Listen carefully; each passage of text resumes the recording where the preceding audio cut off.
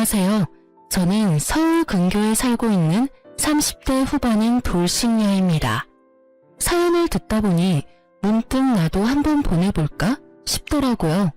그래서 제가 겪었던 일들을 사연으로 적어 보내봅니다. 예전 저처럼 미련스럽게 사시는 분들이 혹시나 계신다면 부디 제 사연을 들어보시고 용기 내시라고 전하고 싶네요. 저와 남편은 대학교 때 첫 미팅 자리에서 만나게 되었습니다.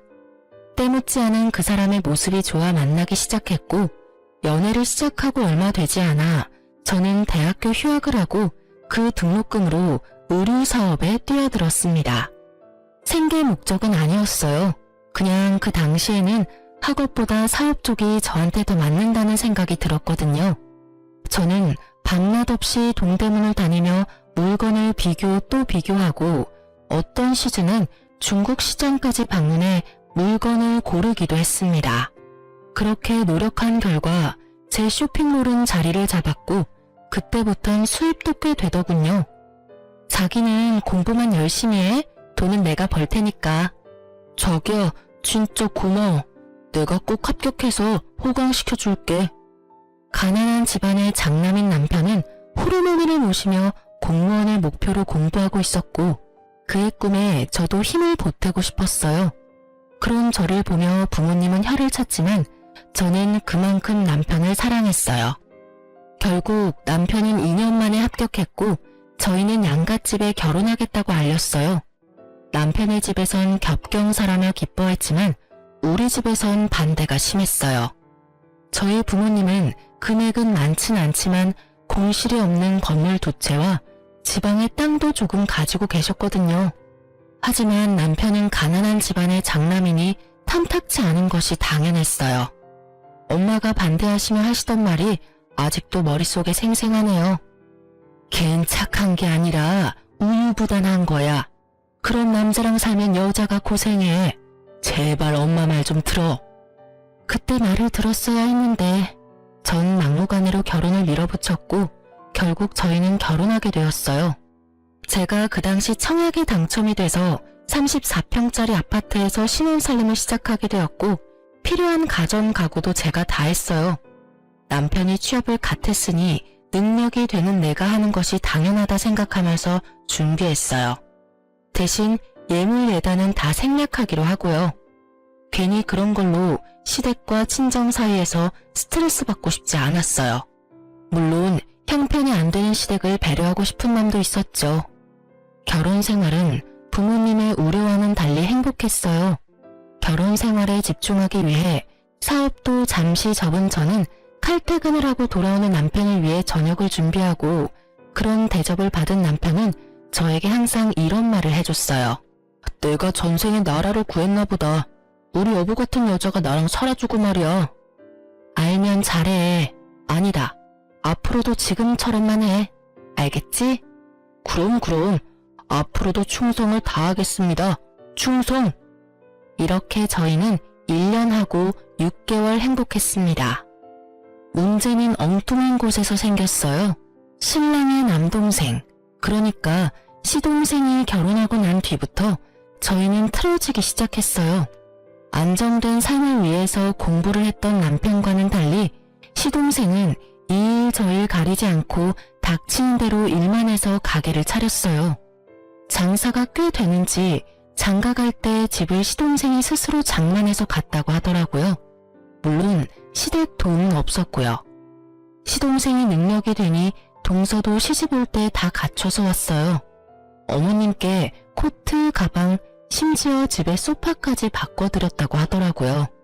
이때부터 시어머니의 비교와 홀대가 시작됐어요. 아가, 내가 아들이 2명이나 있는데 이런 대접은 또 처음 받아보는구나. 정말 고맙다, 아가.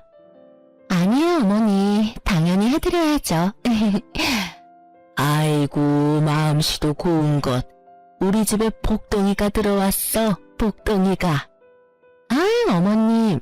그만하세요. 형님 섭섭하시겠어요. 섭섭하기는 첫째야. 섭섭하니?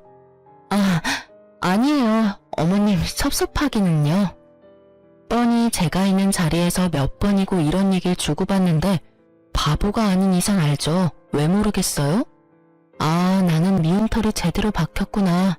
양가 집안 합의로 예물 예단도 생략했던 건데 그건 까맣게 잊으신 듯 보였어요. 점점 비교와 홀대가 심해졌지만 크게 신경 쓰지 않았어요. 제가 아예 해온 것이 없다면 눈치가 보이긴 했겠지만 금액으로 따지면 제가 동서보다 더 많이 해왔으니까요. 그저 따지고 들기 싫어서 조용히 있었어요. 전 당당했고 참을만 했으니까요. 하지만 점점 참을 수 없는 일이 벌어지더군요. 예, 둘째는 오늘 병원 다녀왔는데 아들이란다. 이게 무슨 겹경사니? 정말 복덩이도 그런 복덩이가 없어. 어머, 너무 축하할 일이네요.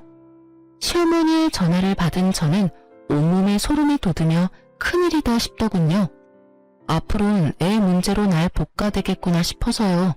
아니나 다를까 심할 때는 하루에도 몇 번씩 시어머니에게서 전화가 왔어요.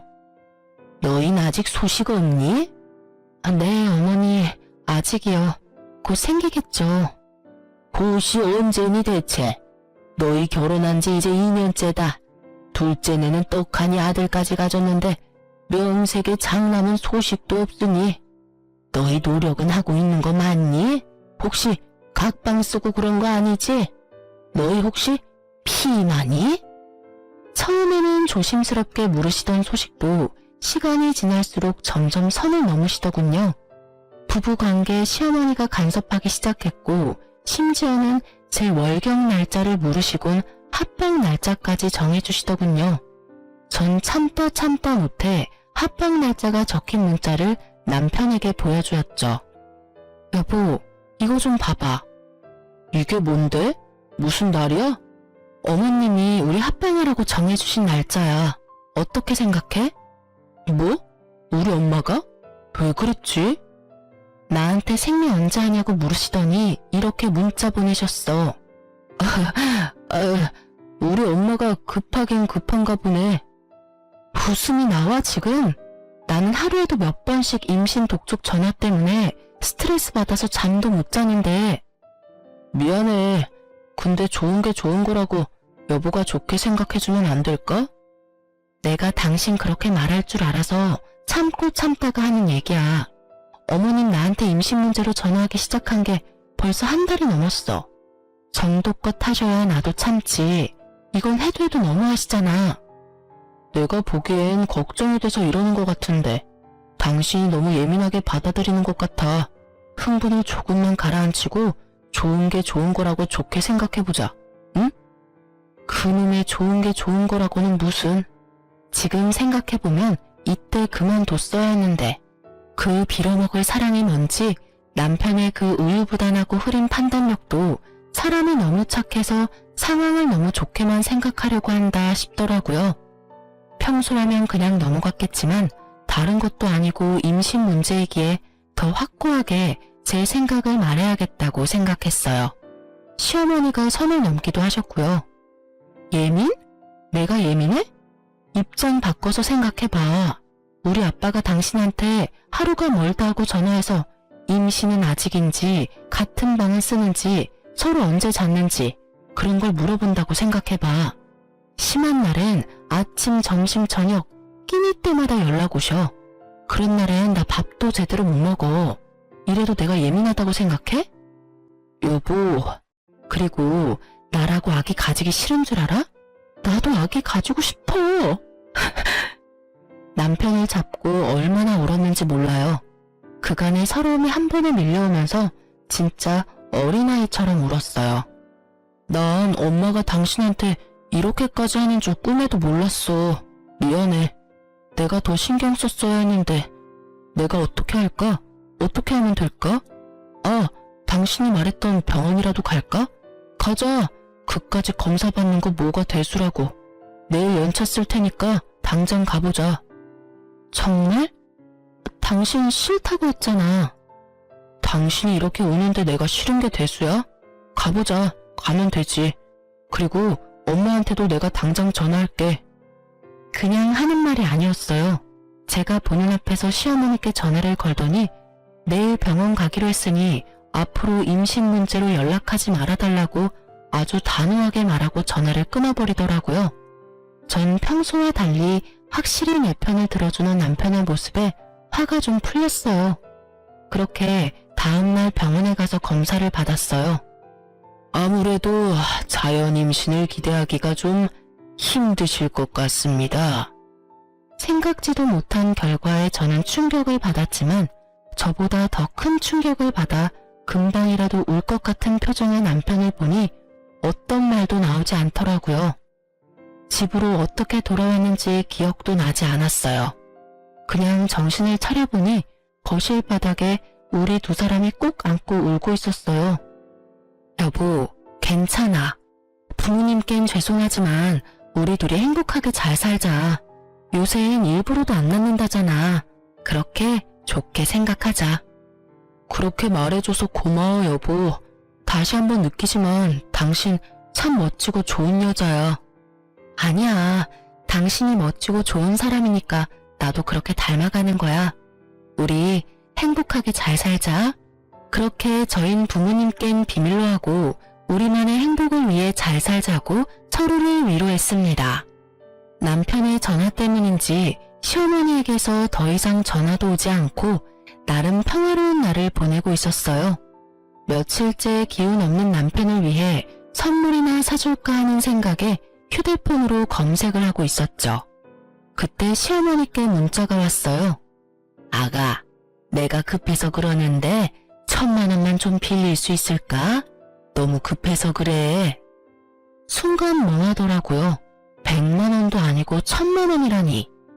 혹시나 보이스피싱이 아닐까 하는 생각에 전화를 걸었어요. 아가, 문자 봤니? 네, 어머님. 혹시 무슨 일 있으신 건 아니죠? 그런 건 아니고 급하게 필요한 일이 있어서 그래. 혹시 누구한테 연락을 받았다거나 협박을 받았다거나 제가 걱정이 돼서 그래요. 얘가 사람을 세상 물정 모르는 노인네로 하는 것도 아니고 내가 보이스피싱이나 당할 사람으로 보이니? 빌려주기 싫으면 싫다고 말하려무나 쉐미 바보로 만들지 말고. 에이, 어머님은 참 혹시나 해서 여쭤봤어요. 요즘 세상이 너무 흉흉하잖아요. 어머님 계좌로 보내드리면 되죠? 그럼 내 계좌로 보내주면 되지. 네, 어머님 지금 보낼게요. 확인해 보세요. 금액이 너무 커서 부담스럽긴 했지만 며칠 전 적금 탄 것도 있고 해서 빌려드렸어요. 임신 문제도 좀 걸리기도 했고요. 고맙다는 말 한마디 듣지 못했지만 많이 급하셔서 인사도 잊으셨나 보다 했어요. 물론 남편에게도 따로 말을 하지 않았어요. 굳이 숨길 일도 아니지만 그렇다고 먼저 말을 꺼내기도 좀 그랬어요. 괜히 생색내는 것처럼 들릴까 봐서요. 그러던 어느 날 시어머니가 오랜만에 연락을 주셨더라고요. 저는 벌써 돈이 생기셨나? 의아했어요. 네, 어머님. 예, 둘째가 글쎄 입덧이 심해서 아무것도 못 먹고 있다지 뭐야. 그래서 말인데 너 장 좀 봐서 둘째 내로 좀 와. 와서 나랑 같이 음식 좀 하자. 온 김에 오랜만에 얼굴도 보고 밥도 같이 먹고 얼마나 좋아? 둘째네 어딘지 알지?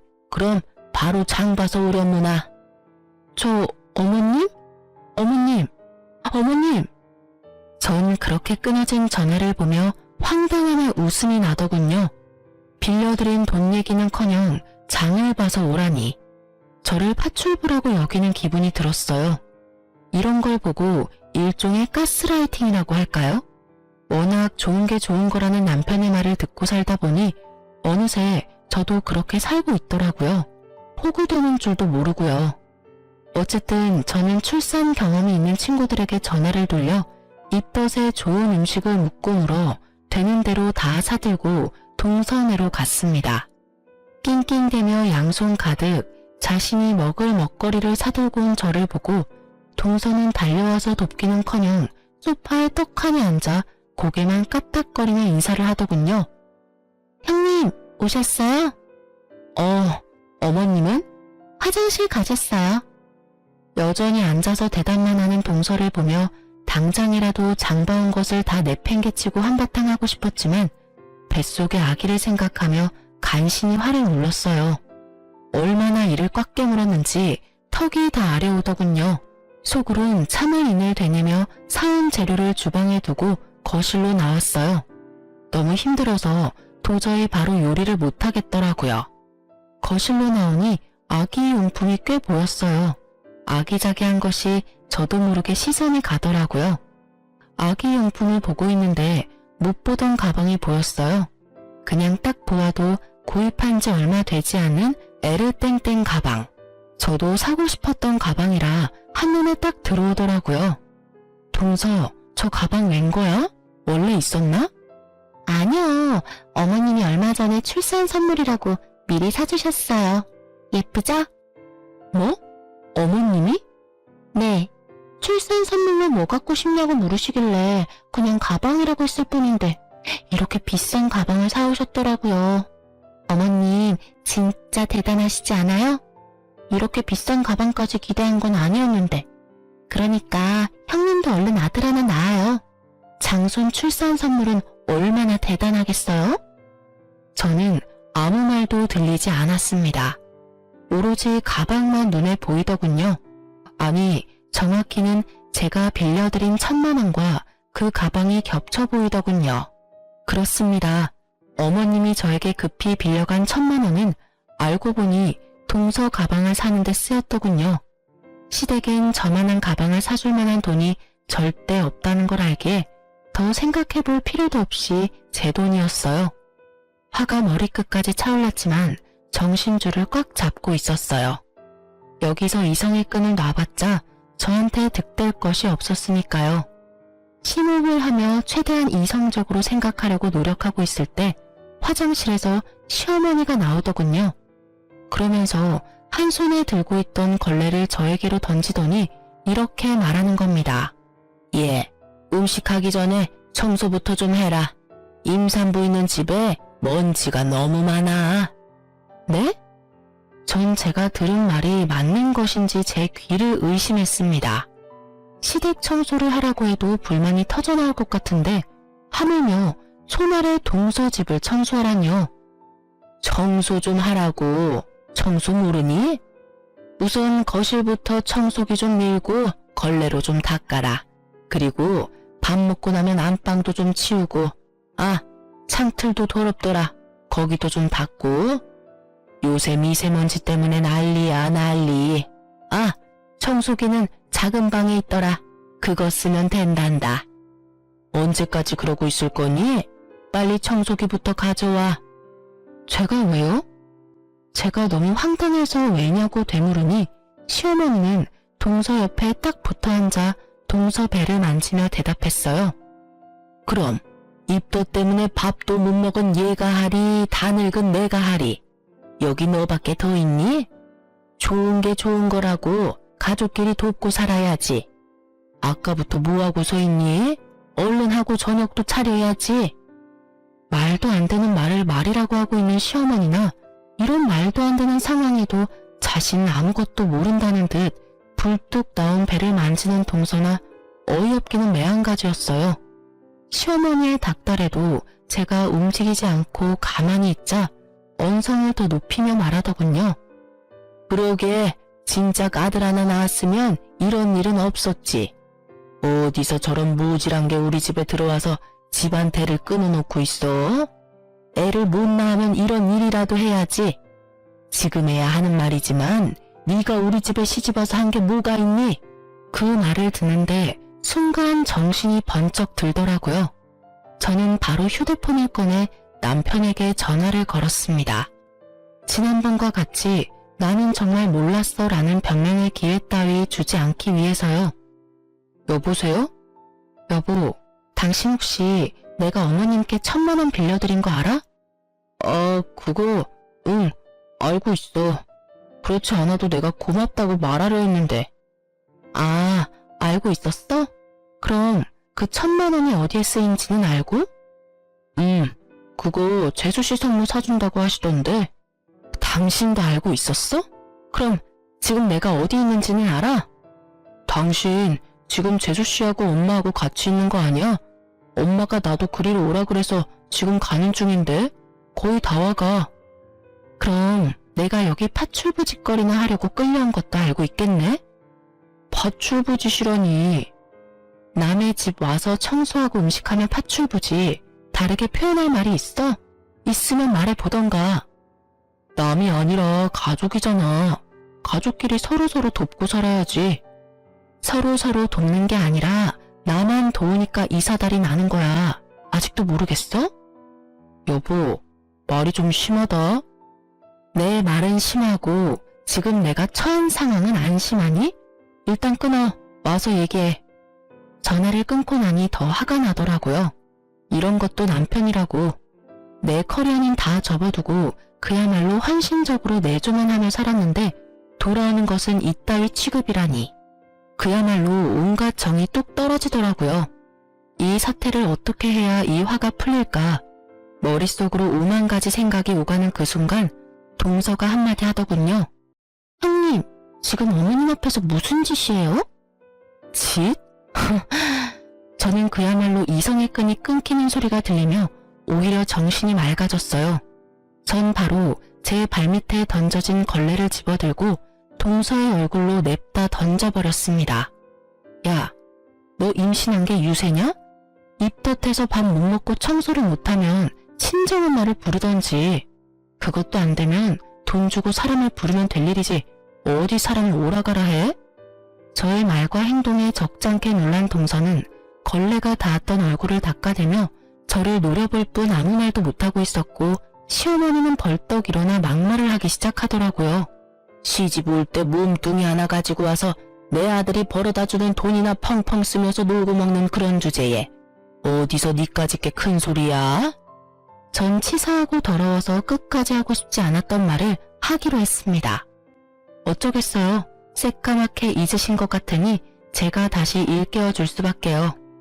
어머님, 제가 진짜 치사해서 이런 말 안 하려고 했는데 기억 안 나시는 것 같으니까 말씀드릴게요. 그래, 무슨 말인지 어디 한번 말이나 드러나 보자. 저 시집 올 때 몸뚱이만 가지고 오지 않았고요. 집, 가전, 가구, 심지어 지금 어머님 아들이 타고 다니는 그 차까지 제가 다 해서 왔고 다 제 명이에요. 거기에 어머님 아들 돈은 단 1원도 안 들어갔어요. 제가 예단으로 들고 온 것만 해도 억 단위인데 전 예물은커녕 봉투 하나 구경하지도 못했네요. 그리고 어머님 아들 월급으론 저 펑펑 쓰고 놀지도 못해요. 전 제가 모아뒀던 돈이랑 투자했던 돈으로 놀아요, 어머님. 그리고 그 돈으로 어머님께 1,000만 원 빌려드린 거고요. 그런데 그 돈으로 어머님은 동서 가방을 사주셨네요. 제 말에 동서는 몰랐던 사실을 알았다는 듯 놀란 눈으로 시어머니와 저를 번갈아가며 보더라고요. 그랬겠죠. 시동생이 가난한 자신의 집안 상황을 제대로 설명했을 리도 없겠죠. 지금 시부모가 살고 있는 집이 겉에서 보기엔 그럴듯했지만 사실 그 집은 자가가 아닌 전세인데다가 그 전세금도 월세로 사는 부모님을 두고 자신들만 좋은 집에 살 수 없었던 남편과 시동생이 마련해줬던 거니까요. 속 시원하게 내뱉긴 했는데 순간적으로 아, 내가 너무 심했나? 싶더군요.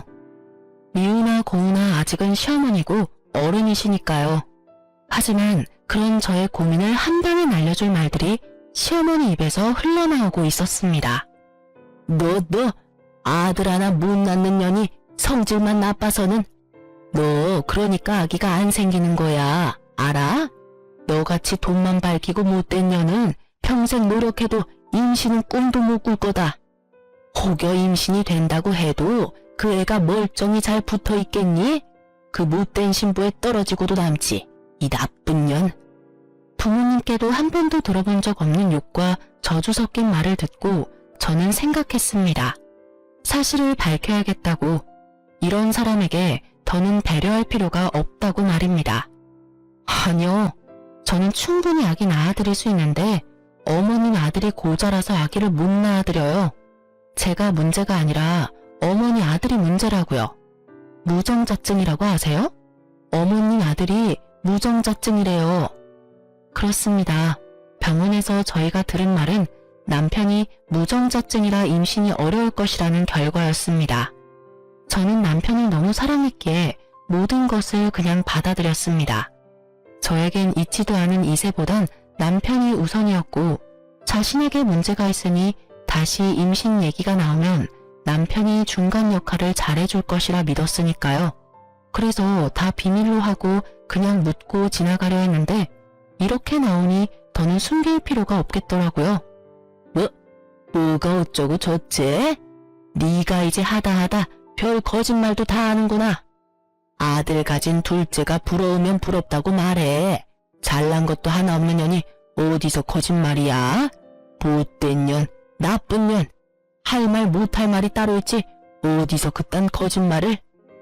말에 반은 욕설인 그 사람을 보며 전 더 이상 어머니라 부르기도 싫어졌네요. 그래서 더 눈을 똑바로 뜨고 말했어요. 아줌마, 그럼 잘난 동서랑 평생 사세요. 네? 이 잘난 것 하나 없는 년은 이만 사라질 테니까요. 제 말을 들은 동서는 너무 놀라 두 손으로 입을 틀어막았고 시무는 저를 한 대 칠 기세로 다가왔어요. 저는 때릴 테면 때려보라는 심보로 가만히 서 있었고요. 그런데 갑자기 시무가 바닥에 주저앉아 대성통곡을 하는 것이 아니겠어요. 저를 잡아 죽일 듯하던 기세는 온데간데 없고요. 저는 당황스러워 바닥에 주저앉은 시무를 보고 있었어요. 그 순간 제 뒤에서 목소리가 들려오더라고요. 이게 다 무슨 일이야? 엄마 왜 울어? 그래요. 남편이 어느새 제 뒤에 서 있더군요. 시무는 자기 아들이 오는 걸 보고 우는 연기를 시작하신 거였어요. 제가 아까 잠근 걸 혼자 들고 들어오느라 현관문을 열어두고 닫는다는 걸 깜빡했더라고요. 그 활짝 열린 문으로 남편은 들어왔다가 이 사단을 본 것이었어요. 당신이 뭐라고 했어? 남편의 물음에도 제가 아무 말도 안 하니 동서가 얄밉게 답했어요. 어머님이 청소 좀 도와주면 안 되겠냐고 하시니까 형님이 제 얼굴에 걸레를 막 던지고 어머님한테는 아줌마라고 하면서 소리를 막 지르시는데 저희 너무 무서웠어요. 무정자증 얘기는 빼더군요. 그건 동서도 입에 올리기 그랬던 모양이었어요. 동서의 소름 끼치는 연기가 끝나자 더 소름 끼치는 어머님의 연기가 시작되더군요. 아이고 내가 너무 오래 살았지. 오래 살았어. 청소 좀 같이 하자고 했더니 시애미를 잡아먹으려고 하지를 않나. 손아래 사람이 좋게 한마디 했다고 시애미 보는 앞에서 걸레를 집어 던지지를 않나. 그뿐이니? 감히 내가 보는 앞에서 내 아들을 쥐잡듯이 잡고. 아이고 내가 너무 오래 살았어. 내가 죽어야지. 이 꼴 보면서 더 살면 뭐해? 어머님 그런 소리 하지 마세요. 막장 드라마에서 보던 장면이 눈앞에 펼쳐지자 할 말은 사라지고 넋을 놓고 보고만 있게 되더라고요. 그러면서 이때껏 저런 사람들을 가족이라고 생각했던 저 자신이 한심스러우면서 상황이 더 명확히 보이기 시작했어요. 아, 이 사람들은 내가 진짜 우습구나, 날 진짜 호구로 봤구나 하고요. 아줌마? 당신 진짜 그랬어? 실망 가득한 눈빛으로 저에게 말하는 남편을 보며 저는 신랄 같은 희망마저 사라졌어요. 그랬어. 제정신이야? 왜 그랬어? 당장 사과 못해? 내가 왜 사과를 해? 당신 날 몰라? 내가 이렇게까지 하는 데는 그 이유가 있을 거란 그런 생각은 못하는 거야? 이유? 그래, 이유나 좀 알자. 당신 도대체 왜 이래? 엄마가 당신한테 돈 빌려서 가방 사준 것 때문에? 그깟 1000만 원이야. 다시 벌면 되는 거고. 돈은 엄마가 다시 갚는다잖아. 그리고 우리가 그 돈 없으면 죽어? 그것도 아니잖아. 뭐? 그리고 장봐 와서 밥 좀 해주면 안 돼? 다른 사람도 아니고 임신한 가족이 입덧 때문에 밥도 못 먹고 있다는데 많이 양보해서 우리 엄마가 너무 심했다고 치자. 그렇다고 시어머니한테 아줌마라고 하는 게 제정신으로 할 수 있는 말이야? 당신 이런 사람이었어? 저는 더는 말할 가치를 못 느끼겠더라고요. 입 아프게 말해봤자 알아들을 사람으로도 안 보였고요. 그래도 할 말은 해야지. 이것까지 참았다간 병이 생길 것 같아 겨우 입을 열었습니다. 내가 제정신이 아니었네. 그러니까 일단 호구짓이나 하고 있지. 뭐? 호구짓? 가족끼리 돕는 게 호구짓이야? 그렇게 가족 돕는 게 좋으면 네가 와서 하지 그랬어. 엄연히 따지면 난 가족도 아니잖아. 그리고 와서 음식하는 건 내 몸이고 내 손인데 왜 네가 된다 안 된다를 판단해? 네가 된다고 하면 나는 당연히 와서 청소도 하고 음식도 해줘야 해? 웃기지도 않아 진짜. 그깟 1,000만 원. 1,000만 원은 당신 돈이야? 내 돈이야. 그리고 그깟이면 네가 빌려주지 그랬어. 아, 너한텐 1,000만 원은 고사하고 500도 없지? 야, 너 진짜 말 다 했어? 아니, 아직 중요한 말을 못했어. 우리 이혼해. 난 더는 이런 취급받으면서 너랑 살 생각 없어. 그러니까 잘난 너희 가족끼리 잘 먹고 잘 살아. 당신 후회할 짓 하지 마. 후회? 참나. 큰 착각하는 것 같아서 하는 말인데 나 당신한테 손톱만큼도 미련 없어. 오히려 나 지금 기뻐. 이젠 이 지긋지긋한 집안 안 보고 살아도 된다고 생각하니까 몸이 막 깃털처럼 가볍다고. 그러니까 너나 후회하지 말고 잘 살아. 그리고는 뒤를 돌아 그대로 나와버렸습니다. 뒤에서 남편이 부르는 소리와 어머니의 욕설이 들려왔지만 다 무시했어요. 차에 탄 저는 친정을 향하며 바로 변호사를 선임했어요. 아주 비싼 돈을 주고 말이에요. 전 될 수 있으면 빠르고 통쾌하게 이혼하고 싶었거든요. 친정에 도착한 저는 최대한 한쪽에 치우치지 않으려 노력하며 상황을 부모님께 설명했습니다. 한참 동안 듣고 계시던 부모님이 말씀하셨어요. 우리 딸 많이 힘들었겠네. 따뜻한 부모님의 목소리를 듣는데 왜 그렇게 눈물이 나는지 저는 오랜만에 부모님 품에 안겨 울었어요. 진작 엄마 말 들었으면 이런 일도 없었을 텐데. 미안해 엄마. 말 안 듣고 고집 부리다가 이런 꼴이나 보이고. 눈물 콧물 범벅이 되어 말하는 저를 보며 엄마가 머리를 쓰다듬어주며 말하셨어요. 딸, 이런 꼴이면 어떻고 저런 꼴이면 어때? 넌 여전히 엄마 아빠가 사랑하는 딸인데. 내 딸이 경험하지 않았으면 했던 일이긴 하지만 어쩌겠어? 이미 우리 딸이 다 보고 듣고 경험해버린걸. 그러니까 앞으로는 그 경험을 밑거름 삼아 더 좋은 길로 나아가면 되는 거야. 알겠어? 그리고 이 말을 깜빡했는데 잘했어 우리 딸. 그런 취급받으면서 결혼 생활을 이어나갈 필요 없어. 그럴 땐 그냥 박차고 나와서 새롭게 시작하면 돼. 비록 그 길이 힘들고 험할지라도 넌 다 이겨낼 수 있어. 우리 딸은 충분히 용기 있고 현명한 사람이니까. 그런 널 엄마 아빠는 믿어. 그러다 너무 힘에 부치는 날은 오늘처럼 엄마 아빠한테 와서 잠시 쉬었다가 엄마 아빠는 언제나 여기서 기다리고 있으니까. 알겠지 딸? 고마워요. 부모님을 만나보니 확실히 알겠더라고요. 저는 사랑받아 마땅한 사람이라는 것을요. 그동안 전 미련하게도 그 중요한 사실을 잊고 살았더라고요. 그간의 상처를 씻어낸 저는 변호사를 만나 상담을 진행했어요.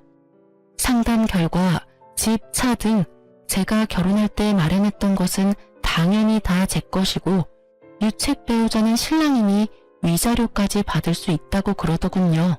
아, 물론 빌려준 1,000만 원도 주고받은 문자가 명백한 증거가 되어 당연히 받을 수 있고요. 시어머니의 욕설과 저주에 가까운 발언은 증거나 증인이 없어 고소가 힘들 거라고 했어요. 녹음해야 했는데 그럴 정신도 없었고 동서가 증인으로 나설 일은 없을 테니까요. 위자료가 그렇게 많진 않았는데 워낙 가진 것이 없으니 빈털터리가 될 상황에 놓인 남편과 시댁 식구들이 동시에 찾아와 싹싹 빌더군요. 여보, 내가 잠시 정신이 어떻게 됐었나 봐. 당신이 나한테 어떻게 했는데. 내가 엄마 우는 걸 보고 그만 너무 흥분을 해서 미안해. 당신 기분부터 풀어줬어야 했는데. 그래, 아가, 내가 미안하단다. 나는 아기 걱정에 그만. 내가 너무 심했어. 사과하마. 형수님, 죄송해요. 저라도 말렸어야 했는데. 형님, 아프세요. 제가 임신 때문에 너무 예민해져 있어서 버릇없게 굴어서 죄송해요. 이미 떠난 마음은 그 어떠한 말로도 돌아오지 않더라고요. 잘못을 비는 모습도 진심으로 느껴지지 않았고요. 그저 어떻게 하면 이 지긋지긋한 상황을 끝낼 수 있을까? 이 생각뿐이었습니다. 그래서 저는 뭐 아니면 도라는 마음으로 아무것도 녹음되지 않은 휴대폰을 들이밀며 말했습니다. 당장 다들 돌아가 주세요. 그렇지 않으면 그날 어머님께서 저한테 욕하시고 심하게 말씀하신 거 이 휴대폰에 낱낱이 녹음되어 있는데 이것까지 변호사님께 제출해서 고소 진행해달라고 할 겁니다. 알겠어요? 그까짓 걸로 고소가 되는 줄 아니? 그리고 내가 욕을 언제 했다고 그래? 고소가 된다고 하더라고요. 저희 변호사님이. 그래서 하는 김에 같이 고소하려다가 그래도 살았던 정이 있어서 고소는 하지 않겠다고 했는데 제가 또 실수한 것 같네요. 어머님이 입에 담지도 못할 욕설과 모진 말들을 잊으신 걸 보니깐요. 원하신다면 한번 들어보실래요? 저도 한번 들려드리고 바로 고소 진행하죠 뭐.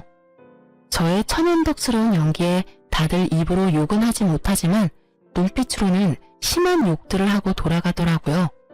그렇게 저의 이혼은 빠르고 성공적으로 잘 마무리되었어요.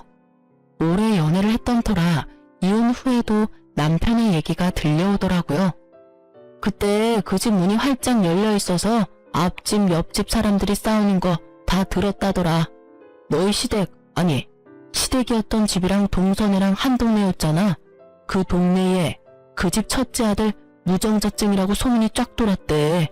거기에다가 그 시어머니였던 사람이 너한테 막말하면서 욕한 것도 소문이 쫙 돌아서 한동안 난리 났었어.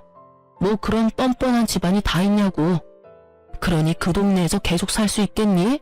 아파트는 헐값에 그냥 처분하고 시댁집도 이사했다고 하더라. 우리 친구들 사이에도 소문 쫙 나서 네 전남편 재혼은커녕 모임도 못 나온다 그러더라. 요즘은 본가 들어가서 살고 있다나 봐. 하긴 너한테 위자료 주고 집 얻을 돈이나 있겠어? 그러게 좀 잘하고 살지. 너 같은 복덩이가 어디 있다고. 그러게나 말이다. 너희 부모님은 뭘 하셔? 내 얘기 들으시곤 잘했다고 칭찬까지 해주시더라. 하긴 나 같아도 그렇겠다. 하여튼 잘했어. 다음 주 모임인데 넌 나올 거지? 생각해보고. 전부 네 편이니까 불편하게 생각하지 말고 편하게 와서 밥이나 먹고 가. 알겠지?